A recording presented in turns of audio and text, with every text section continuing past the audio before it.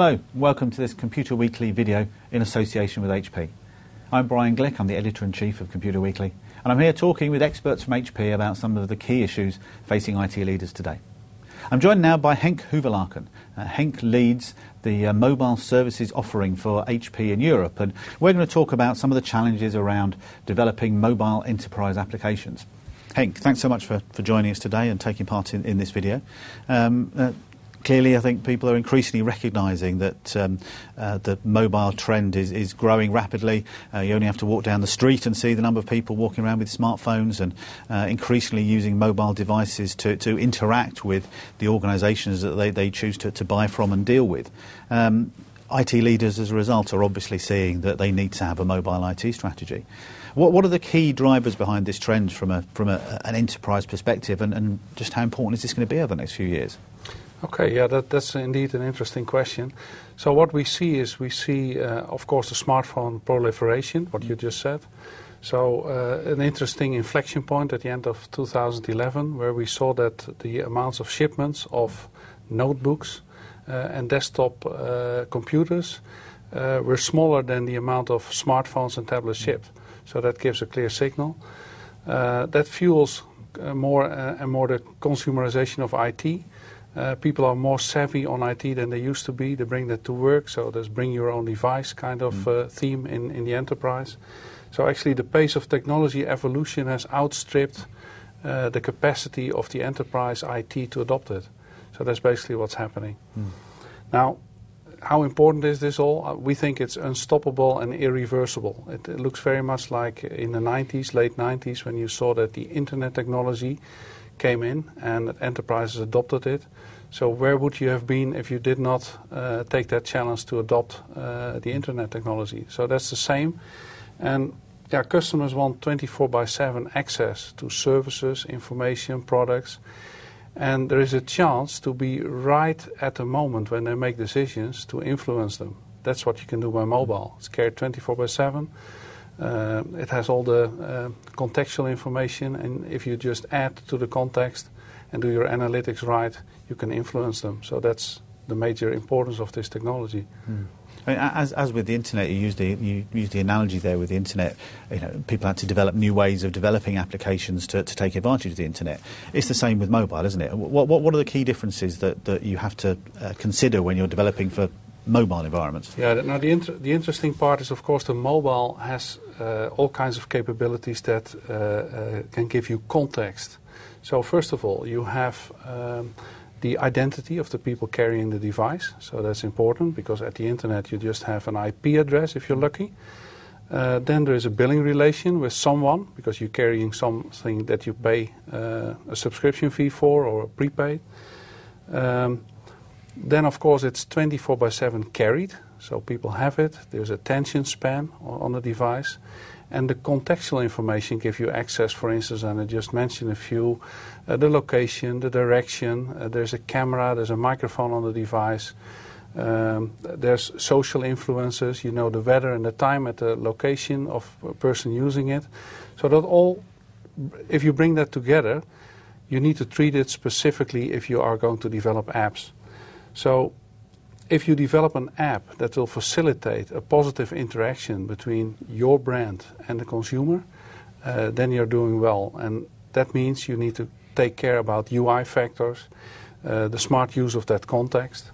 And actually what you need to create is something that will be better, quicker, cheaper than what people are used to. Now, there are some difficulties. So there comes the speciality.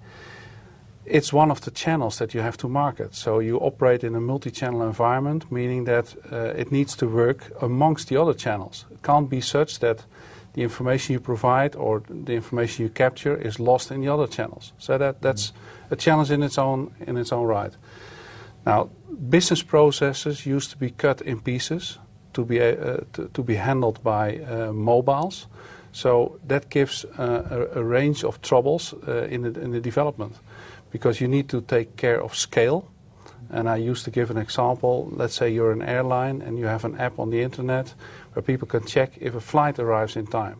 Now, you used to do it once or twice before you go to the airport, But what if you have a mobile and you're going to the airport, you're standing at the airport, you probably do it 10 times in 5 minutes. So that gives scalability troubles. The integration with the back-end systems are not designed for those atomic type of transactions from the mobile. So that gives some things to look at. And of course the requirements to design, the development and the governance processes are quite different with mobility. And it becomes exciting when you look at the intersection points of cloud and mobility, information management and analytics and mobility, and social media and mobility. So if you all take that in consideration, it's quite a new bird that you have to take care of. Yeah, I mean, there's a lot there to think about, isn't there? But this is still quite a new area of software development. Given those differences, what's the best way to approach a mobile project? What's the process you need to go through in order to make sure you get this right? Okay, now first, it's all new territory for people. Because it's, you go somewhere where no man has ever gone before. I carefully remember that from an old television program in my past. So what you need to do is you need to fix something because it needs to be predictable. So you fix usually time and you fix the amount of investment that you're going to make. But you can't fix the scope, because you don't know where you're heading to. So rather than using a waterfall approach where you say, well, we go in the next 6 months from here to Rome, and then when you're in Rome with mobile, you find out that you'd rather be in, let's say, Istanbul. So that's what you need to take care of. And you do that by using an agile process. And agile means you have upfront requirements, but you're not sure that you're all going to implement them. You get constant feedback from the market, what are the next requirements that you're going to use, and you use short cycles with continuous deployment. So that's what we advocate. It's called Agile. That's what we advocate. So you have also quick business results using this. And business results normally are measured in ROI. In this case, you probably measure with some more atomic things like number of downloads, the number of transactions, the unique customers that you're getting using your app. And last but not least, with Agile, there's a demand for automated regression testing because of the quick cycles. The fact that you do continuous deployment, you need to regression test all over the place, and you better automate it in order to maintain the quality. There's some important technical things to think about as well, aren't there, in this, as well as just the methodologies you use and so forth, things that perhaps in conventional software development people might not have come across before. Yeah, that's also an interesting question. Glad that you ask it. Can you imagine that there are more than 9,500 different combinations of devices, operating systems and versions? So let's say you have a business-to-consumer app to take care about, and more than 10, 20 come out every week, new models. Bring your own device. Let's say you develop for your employees. You never know what they bring because they bring their own device. So you have no control over the device. So you need to take care about that. The data, where are you going to put the data? At server side, at client side, somewhere in between. The security around that, because it's enterprise data leaving the enterprise. There's even no wire attached. So you rather take care of it. The user experience. Because that's important. If the user experience is wrong, then people won't use the app because it's on a mobile device. You don't want to interact with entering data so much because you're on the go. It needs to have some relevancy and immediacy because otherwise it doesn't work. You still must support legacy apps on the same back-end platforms, so you can do an overhaul of the back-end platforms, but still the legacy apps need to be working and functioning. The control of over the channel, because there's a wireless channel involved, you need to control that. And you need carefully think about your cross-platform mobile application architectures, and there are many of them. You can do it on the server, you can do an app on the client, you can do hybrid, you can do container-based or native. Now, it's too far-fetched to explain all of this, but there are choices to be made. And, of course, you also might want to consider how to go about the information analytics, Because what I said in the beginning, you're there to influence decisions or to bring decision power to a small device. So how are you going to deal with the analytics in the background, and how are you going to bring that in let's say, a summary of what the analytics came up to the device? So that makes it very special. Yeah, absolutely. You know, a whole new set of challenges, you say, for people to think about. But clearly some organisations have started down that road, and some have been quite successful with it. Can you perhaps give us some examples of some of the customers that you've worked with who've been down this road and the experiences they've had? Yes. It's a range of vertical industries actually that benefit, but obviously banks, let's say the banks, they saw this from the start, from the outset they saw it. So they started with retail banking apps, business to consumer. Yeah. They carefully designed the UI, and they saw a staggering growth in uptake.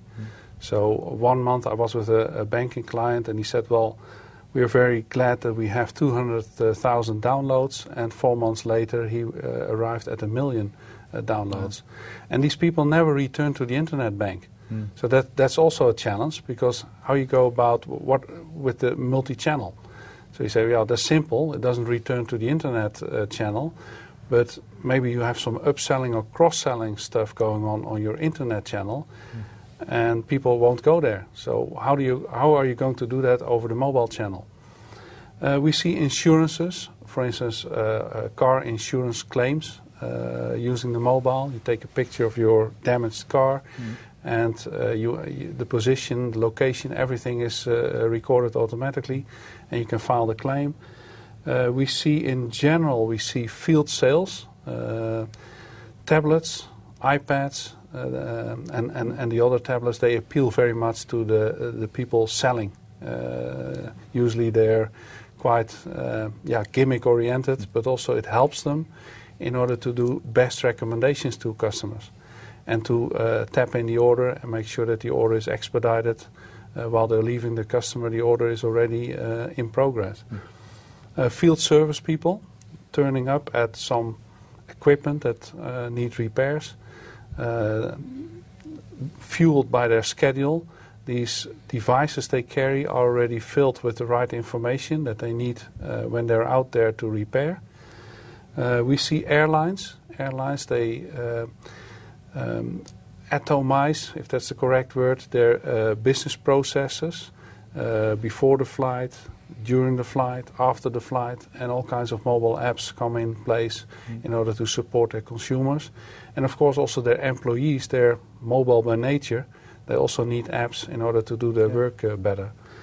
And last but not least, we see fashion, we see retail, fashion typical apps to bring out the catalog at the moment that the catwalk is just over. And retailers, they see all kinds of opportunities to lure people into their shops, understand their preferences, know their buying patterns, and give them advice or discount coupons as they go, even as they walk the aisles. That's even another angle that they try to find out. A lot to think about, and a lot of great examples of people who are doing things that heck. By way of summary of what you've been discussing, if for an organisation that's in the very early stages, just setting out at looking at how they could bring mobile applications into their strategy, if there was one or two key tips, key pieces of advice that you would give to them at that stage, what would those be? Yeah, I would say start now. I mean, you can wait. You can say, well, I'm not an early adopter. Those days are over. If you look at the Gartner hype cycle, actually I think we are at the right-hand side of that hype cycle. So the early days are over. If you didn't do it already, start experimenting now and take business to consumer first. Find out where is the right level of engagement that you can do via mobile with your consumer customers. So that would be my first advice. And prioritize, let's say, those cases along the lines of business value, IT readiness, and ease of implementation. Then soon after, start with your employees. They all bring their device, so you better make use of it, because that's the first win. You don't have to invest in their devices, but make sure they can do this safely, that there's no information security at stake. that you install the correct device management software, application management software, perhaps create for them an application store where they can discover apps and where the life cycle of the apps are managed. And then last but not least, if people start doing this, they sooner or later find out that they actually need an enterprise strategy. So ideally you would have started with that, but what I see in practice is that people, they bump into cases where they think, well, we just don't have enough strategy around this.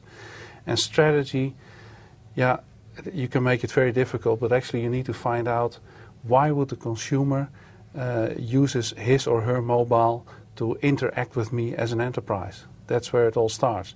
So you follow the lines in your strategy, the business, the functional level, technical level, and implementation level.